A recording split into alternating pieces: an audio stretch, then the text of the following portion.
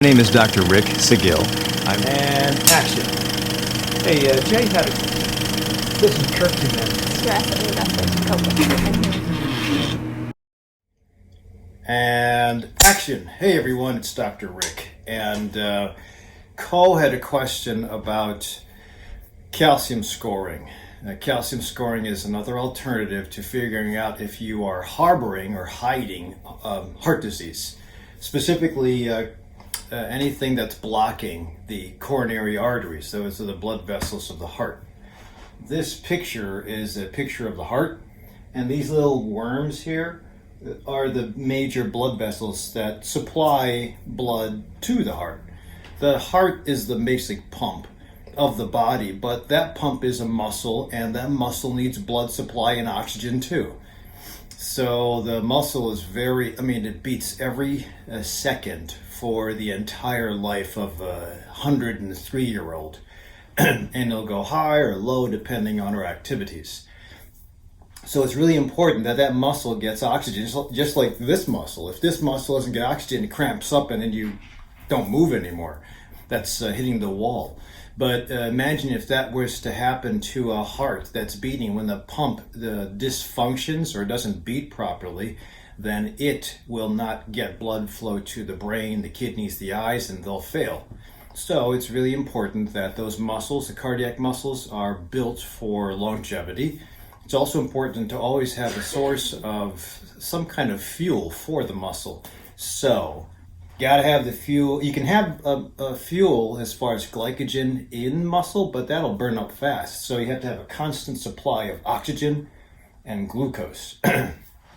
So, I believe I've done videos before on cholesterol and exercise for heart disease and watching your blood pressure. And all these things are important. So is stress reduction. I've had 2 to 3 patients that had massive heart attack just from exposure to stress. And that's called Takotsubo's cardiomyopathy. So it does happen, and a well-rounded lifestyle, a healthy lifestyle will be important. If you do have a history of elevated cholesterol or heart attack from before, the only nutritional practice that has been proven to reverse heart disease is that information that was found by Dean Ornish.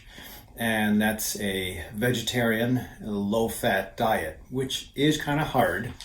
But actually, any diet's hard. That's why they usually fail at the beginning of the year. And that is why I'm going to be putting on a gauntlet of exercise, or the Ignite Your Life Summit, but part 2, gauntlet of exercise. Because I think a lot of patients that attended, if you didn't get tickets from my last one, I had a showing with 6 other coaches at Central Advocate in Sherman Hospital in Elgin, and during a snowstorm I had 100 people show up, and they were hopefully ready to change their lives, but I got the information from a couple patients that they were ready but they gave up, and that's okay.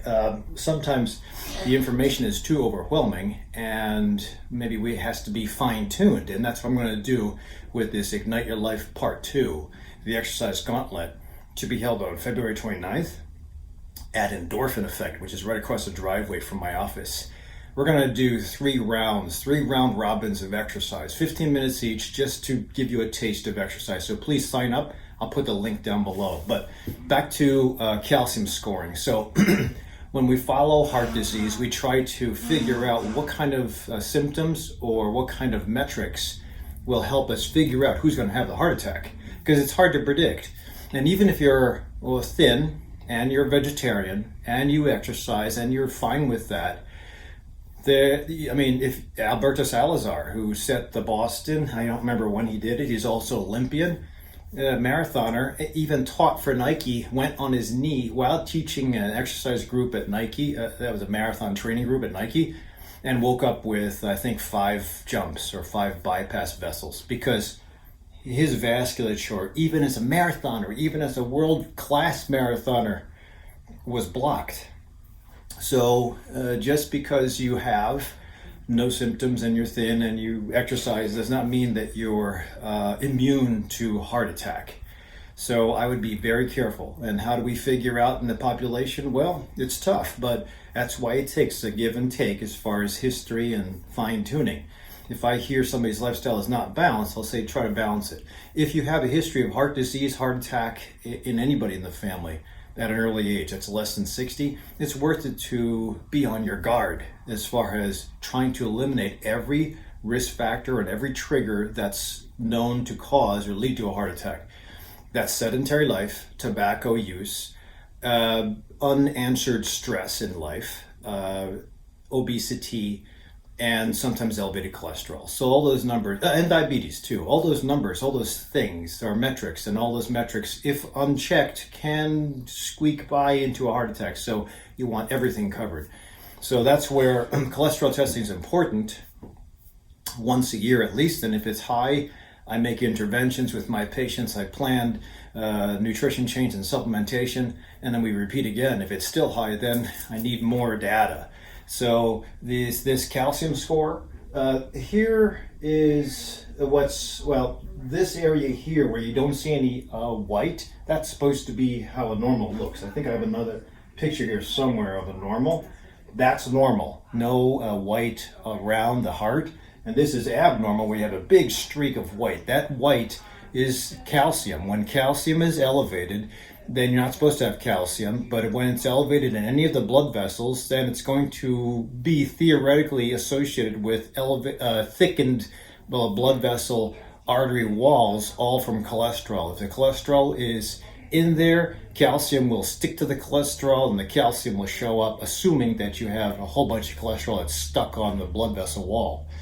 So when you have a blood vessel that's like this, it's supposed to be wide open. So it increases and decreases in size depending on your eating and your exercise. But when you have a blood vessel like this, but then there's cholesterol that's blocking blocking the hole, the lumen, then it narrows it down. Even if the thing tries to increase in size or decrease in size, you'll still have that thickened yellow sticky plaque of cholesterol and calcium that will eventually, when it goes down to a narrowed area, or your oxygen drops off, then you're going to have a heart attack, because the muscle will say, hey, where's my oxygen? No oxygen? Okay, we're dying. And muscle of the heart is not reproducible. So once you have death, then that's it.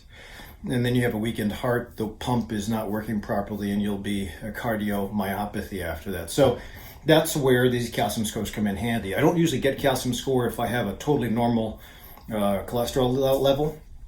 Dr. Sinatra, there's a book out about whether cholesterol is a myth or not, and you can read it on your own, but I think there's still, whether you check a cholesterol standard, that's total cholesterol, triglycerides, HDL, and LDL, or whether you check a fractionated lipid profile, which is a whole bunch more, Lp(a), fractionated amounts of small LDL particles. There's a whole bunch of other things that can give us more credence and more metrics to measure. And again, the more data you have, if it's all bad, then the likelihood is you're going to have a heart attack. So we'll watch you closely, and we'll have you reverse your heart disease or your lifestyle very aggressively. The least amount of, if you have a whole bunch of metrics, the cholesterol, fractionated cholesterol levels, your weight is good, your exercise is great, your stress is reduced by some neutralizing activity like mindfulness-based stress response or hiking, you're vegetarian, then I don't even need this. Honestly, the likelihood of you having a heart attack would be low. But if the one thing that we can't eliminate or change would be genetic history. So if there's a history of familial hypercholesterolemia in the family, or heart attacks and bypasses in the family, I would be really watching closely. So how do I watch closely? Annual tests, which include those cholesterols, maybe high sensitivity CRP, homocysteine levels, maybe throwing this on too if you have a borderline, getting glucose levels, getting insulin levels in the morning, getting testosterone levels, making sure that you exercise at least 15 minutes to 30 minutes of intense activity 3 days a week and 60 minutes on the weekend, that you're getting refreshing sleep, that you have mindful practice. All those, I always talk about in all my in all my videos, regardless of the disease process, because I think all those things, exercise, mindfulness practice, nutrition, sleep, they're all involved in longevity. If you look at the blue zones, the reason that those parts of the world made it to 103, because they all had this universal practice of everything I just mentioned. It's just in the United States, we poo-poo spirituality, we poo-poo vegan diets. Exercise is not important because we're too busy with 60 hours a week of work or family obligations.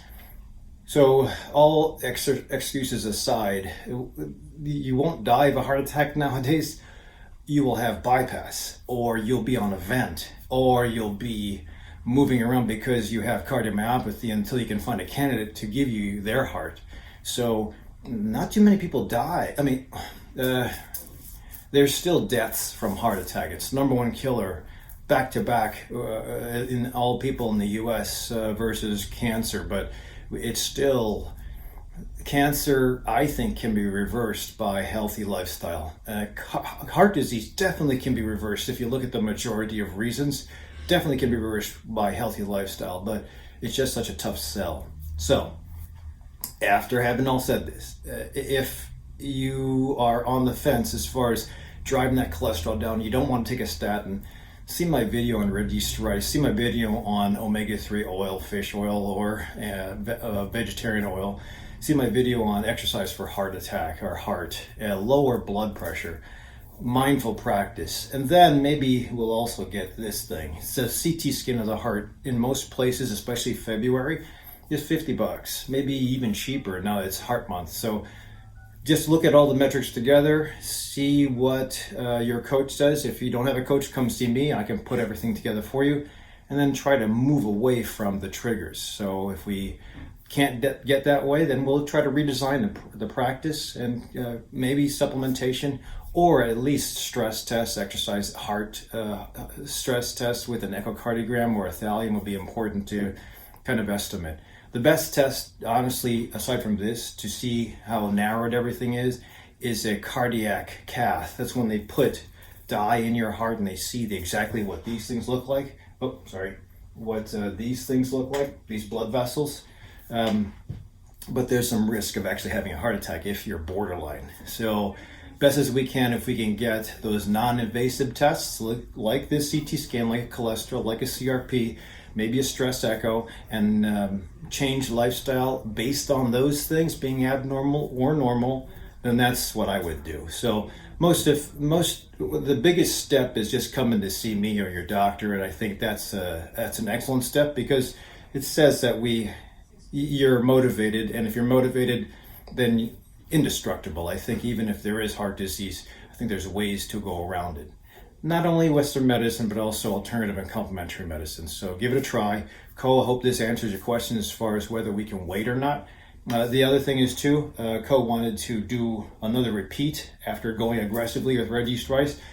Calcium is usually the byproduct of aggressive thickened plaque, and that's why this Agston score, which is a score that has been formulated to say how bad the calcium plaquing is, if you have anything greater than 400, that could be a problem.